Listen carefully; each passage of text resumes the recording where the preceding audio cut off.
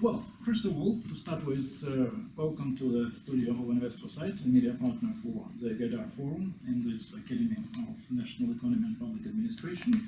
And since the forum mainly addresses the problems in economy faced by this country and by Europe, by well, global economy, how would you say the major challenges that the global economy currently faces? It's a pleasure to speak with you on these issues, which are of great interest to me, especially this year, 2020. Not just because of the anniversary of the GAIDAR Forum, but also because... Anniversary was last year. No, but this is... I know he died in December.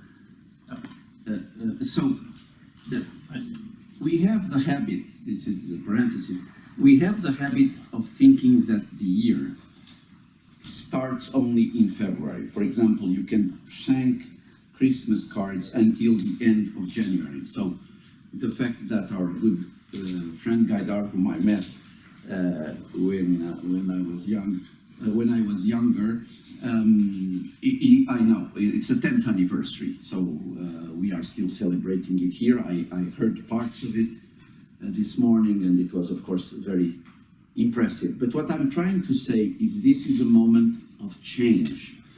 You see, the changes in the global system, they were going on essentially since 2016, because there were two major shocks that created a certain thrill in international relations. One, the US election, the other, the British referendum. The two were more or less towards the end of 2016. So since then, more and more we are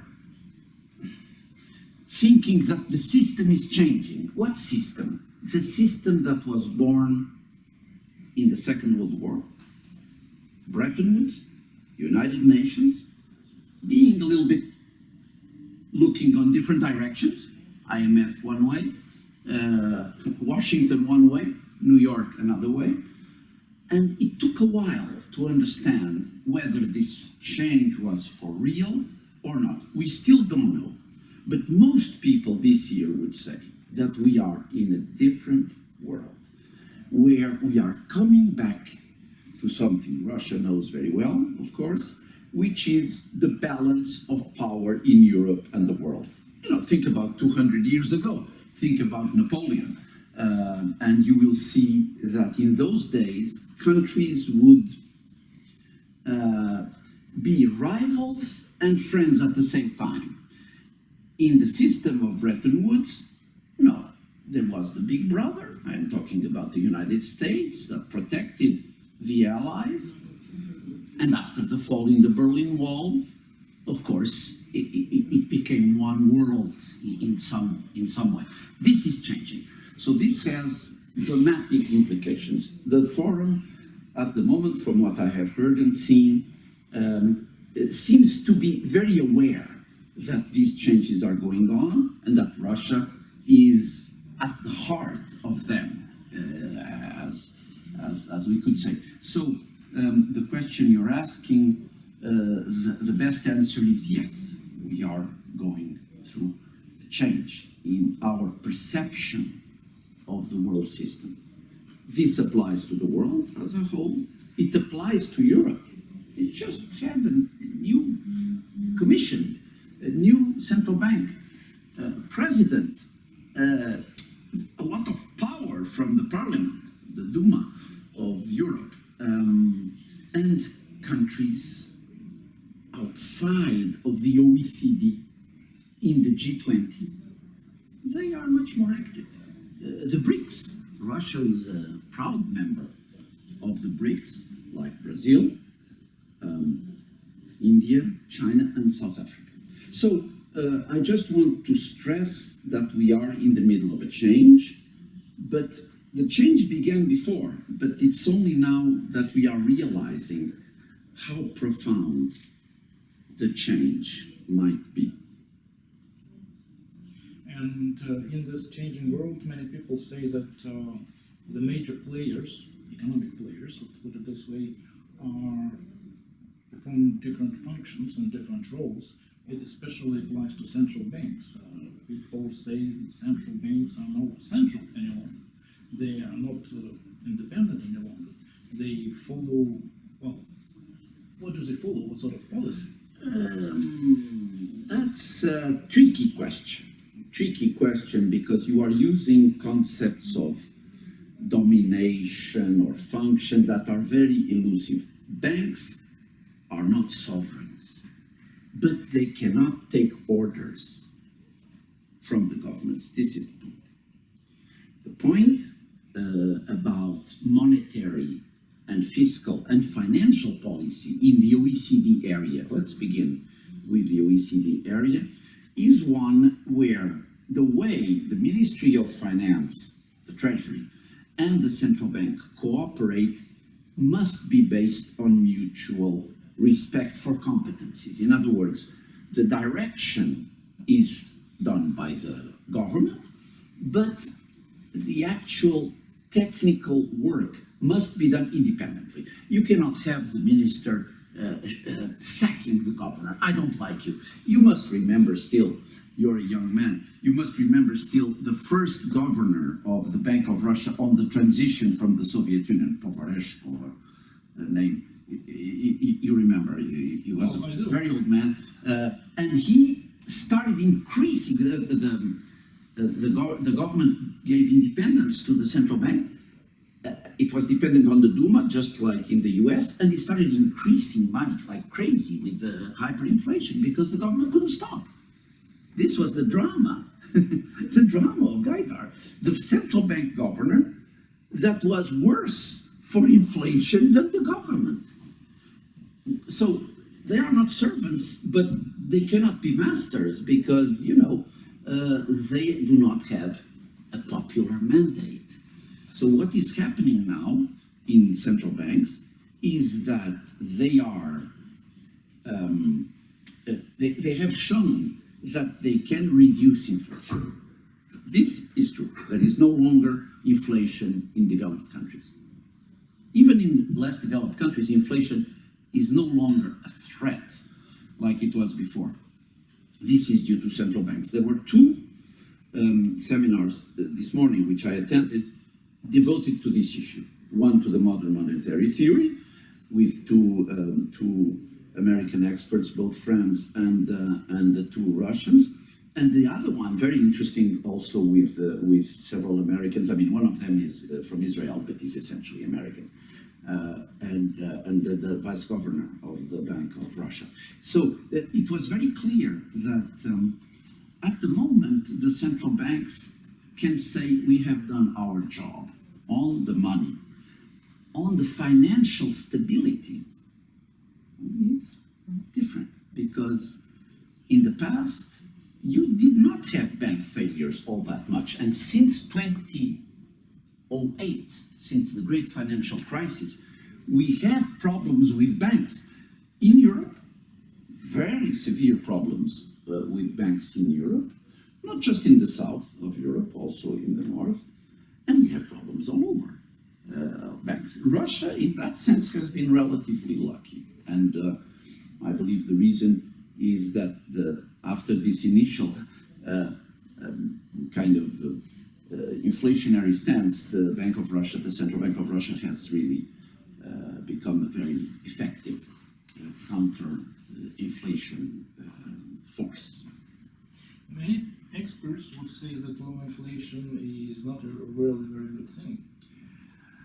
You must, in order to answer this question, you must say compared to what?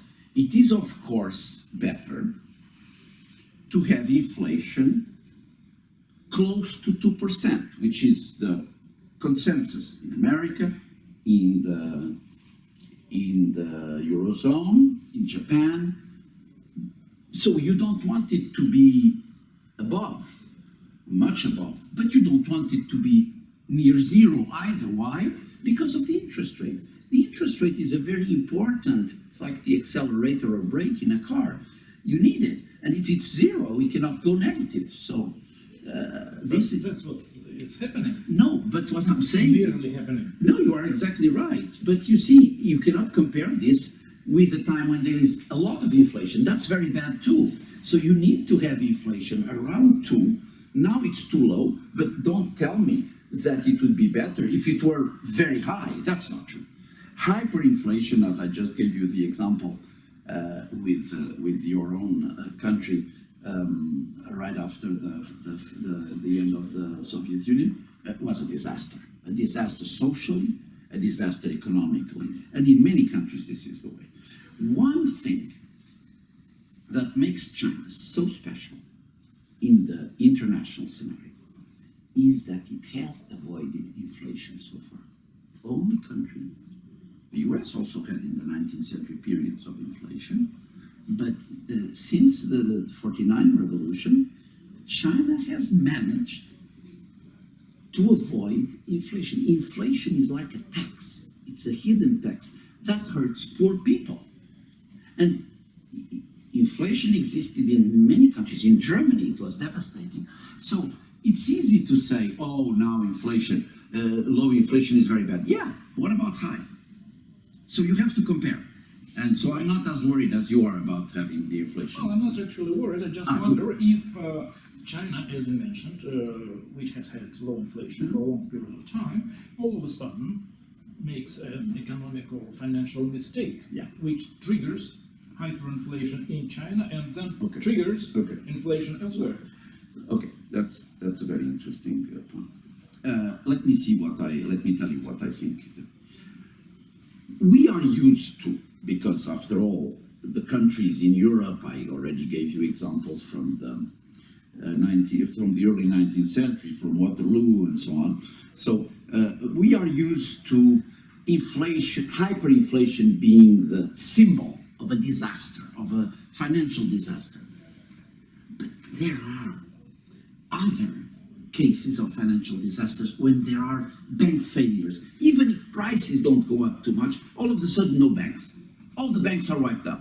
My own country, Portugal, we had several private banks. For various reasons, they all were wiped out or bought by Spanish banks.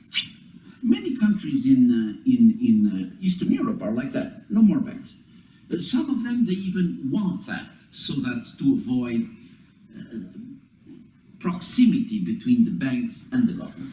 So the worst danger now is not hyperinflation, in my judgment, is financial instability. Let me come back to the Maastricht Treaty. The Maastricht Treaty, as you know, it was a balancing act between Germany and France, this is well known, and it essentially said, okay, we are going to have the Deutschmark, stable currency, become European, called euro. At the time I was in office, it was still called the ECU. You may remember. Yeah, I remember. But the Germans didn't like that because it means cow in German. So we had to find that. Apparently it was a Portuguese prime minister, a socialist, after the government in which I took place, which was not socialist, that had the idea of the euro. And he even in the summit in Madrid in 1985, he even said, the euro is the stone, and on this stone I will erect my church. I mean, he was very Catholic. And so, of course, Helmut Kohl was also very Catholic like that. Anyway, this was the big bargain. Stable finances, you know, strict budgetary discipline, and you get to use the Deutschmark. Now, and this is what I did. You know, I introduced, Portugal joined the exchange rate mechanism when I was in office, all that. What was missing? There was a stepchild from this union between France and Germany. There was a stepchild. And you know what that stepchild was? This is not me. This is a book by 3 famous economists, one German, Brunner Meyer, the other British, Harold James, an historian, and then a French civil servant as well. They wrote a book called The Battle of the Euro. Well, they have a chapter on Russia because it is about opinions on single currencies, on financial issues. the euro forgot, the Maastricht Treaty forgot about financial stability. They thought the banks, the banks were like any service, single market, and it was not. It was in London, and now that Britain is out. So that is why there is now a lot of attention to financial stability. And this is another reason why the central banks are so important, because in addition to money, they also take care of financial stability. They don't have to. Sometimes it can be a different institution. But for the central banks, financial stability is now very important, and it wasn't. At the time of Maastricht, we didn't think about this as serious as it is now. So if you want a problem for your next interview, here it is. The Maastricht as the step, financial stability as the stepchild of the Maastricht Treaty. I will think about it. Thank you very much for your time and sharing your views with us and our audience. Thank you. Thank you. Pleasure.